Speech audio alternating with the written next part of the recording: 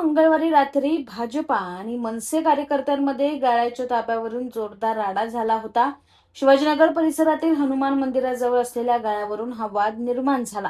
या घटनेनंतर परिसरात मोठा तणाव निर्माण झाला असून राजकीय वातावरणही चांगलंच तापलं होतं. या प्रकरणात मनसे शहराध्यक्ष शैलेश शिर्के यांनी भाजप कार्यकर्त्यांना मारहाण केल्याचा आरोप करण्यात आलाय. त्यानंतर दोन्ही पक्षाच्या कार्यकर्त्यांमध्ये वाद वाढत जाऊन परिस्थिती चिघळली. दरम्यान ज्या गाळ्यावरून हा संपूर्ण वाद निर्माण झालाय त्या गाळ्याच्या मालकीबाबत आता स्वतः मालक रेखा संजय जाधव यांनी महत्वाचा खुलासा केलाय.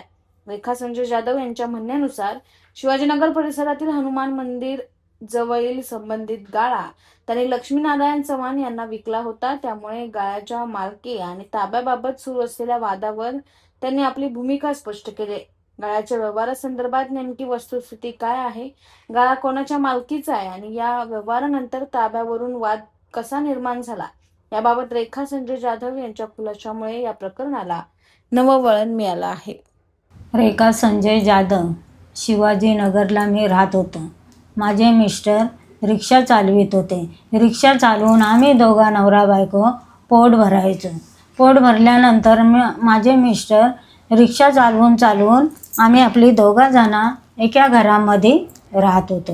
एका घरामध्ये राहत असताना माझे मिस्टर वारले.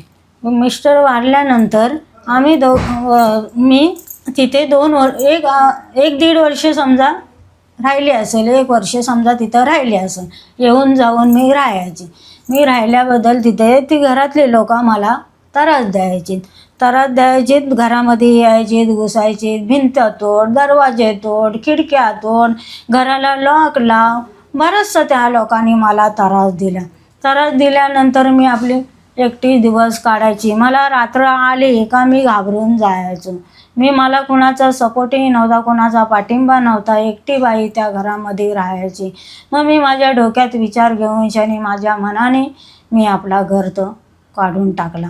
घर काढला आणि नंतर मी गावाला गेलो. गावाला गेल्यानंतर मी परत आणि इथे कधीतरी चक्कर मारायची. तोसर माझ्या नावावर माझा घर होता. नंतर लक्ष्मी नारायण चव्हाण यांच्या मिसेसला मी माझा घर विकला. मी माझ्या जावला सांगितलेला, वंदना दत्तात्रय जाधव, तिला मी बोललो माझं घर विकायचं आहे. तुम्हाला जर कुणालाही तुमच्या घरातल्याने घ्यायचा असला तर घ्या, पण माझ्या पोटा पाण्याकरता माझी तुम्ही सोय करा आणि माझं तुम्ही घर घेऊन टाका.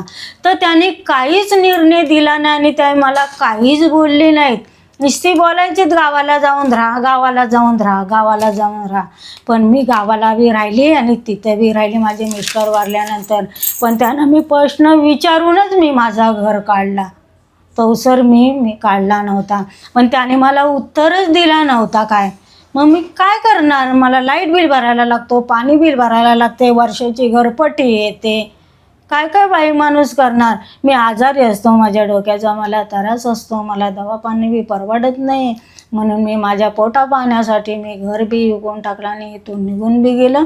आणि त्या घरामध्ये मी एकटी बाई राहू शकलो नसतो का. या लोकांचा मला खूपच त्रास होता. सर्व रक्कम त्यांनी माझी दिली. आता त्यांच्याशी माझ्याशी काय संबंधच राहिलेला नाही. त्यांच्या नावावरच घर गेलं. मग